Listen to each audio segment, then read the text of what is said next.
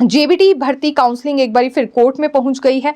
और देखिए, ये बैच वाइज आधार पर भर्ती हो रही थी। दरअसल जो याचिकाकर्ता हैं उनकी ओर से शिकायत ये की गई है कि एनसीटीई की गाइडलाइंस के मुताबिक ये बिल्कुल पात्र थे, लेकिन उसके बावजूद भी इन्हें काउंसलिंग की प्रक्रिया के लिए नहीं बुलाया गया। हालांकि दूसरी ओर एडवोकेट जनरल की ओर से ये कहा गया है कि जो जेबीटी भर्ती नियम है उसके मुताबिक ये पात्र नहीं थे, इसलिए इन्हें नहीं बुलाया गया। अब इस मामले की सुनवाई 12 दिसंबर 2023 को रखी गई है और इसके साथ ही ये कह दिया गया है कि काउंसलिंग प्रक्रिया जारी रहेगी, लेकिन अभी नियुक्ति यहाँ सरकार की ओर से नहीं की जाएगी। अगर की भी जाएगी तो कोर्ट को पूछकर ही इन्हें ये नियुक्ति पूरी करनी होगी। तो उससे पहले काउंसलिंग प्रक्रिया जरूर जारी रहेगी। अब अगली सुनवाई जैसा कि 12 दिसंबर 2023 को रखी गई है, इसमें देखना होगा इस मैटर को लेकर अब क्या कुछ होता है। याचिकाकर्ताओं का आरोप यहाँ सही है या फिर दूसरी ओर राज्य सरकार की ओर से जो भर्ती नियमों का हवाला दिया जा रहा है वो बात सही है, बाद में ही ये चीज़ क्लियर हो पाएगी।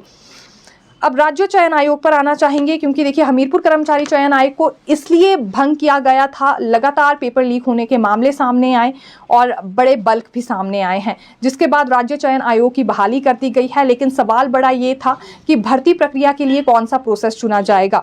अब दीपक सानन कमेटी की ओर से सजेशन ये दिया गया है कि सीबीटी प्रणाली को लागू किया जाए। तो आप क्या जानते हैं कि राज्य सरकार की ओर से तय कर लिया गया है कि पहले सीबीटी प्रणाली को ही यहाँ लागू किया जाएगा और एज अ टेस्ट इसे इस्तेमाल किया जाएगा।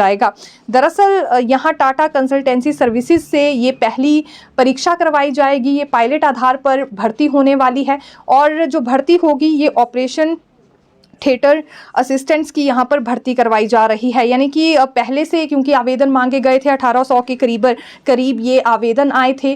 उसके बाद लोक सेवा आयोग को भी ये पोस्ट कोड दिया गया था, फिर वापस ले लिया गया था और अब पहली भर्ती इनकी होने वाली है जिसमें सीबीटी प्रणाली लागू की जाएगी। और जैसा कि हमने कहा टाटा कंसल्टेंसी सर्विसेज से ये भर्ती करवाई जाएगी। पायलट आधार पर भर्ती हो रही है। पायलट आधार पर अगर हम इसकी पूरी तरह से डेफिनेशन आपको ब्रीफ करें तो एक तरह से ये टेस्ट किया जाएगा कि ये भर्ती एक तरह से सक्सेसफुल हो पाती है इस प्रणाली के साथ या नहीं। उसके बाद सीबीटी प्रणाली ही आने वाली भर्तियों के लिए भी लागू की जाएगी और यहाँ टाटा कंसल्टेंसी सर्विसेज को ही अगला भी जिम्मा दिया जाएगा। लेकिन अगर ये एक तरह से सही नहीं उतरती है, सीबीटी प्रणाली में कुछ खामियां पाई जाती है, तो हो सकता है फिर से इसे बदला जाए।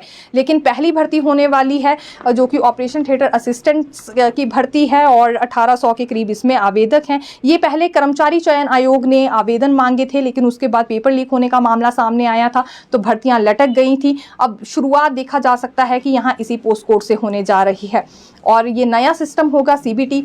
बेरोजगार युवाओं के लिए भी एक तरह से नया सिस्टम रहने वाला है। कैसा उनका एक्सपीरियंस रहता है ये हम बिल्कुल देखेंगे।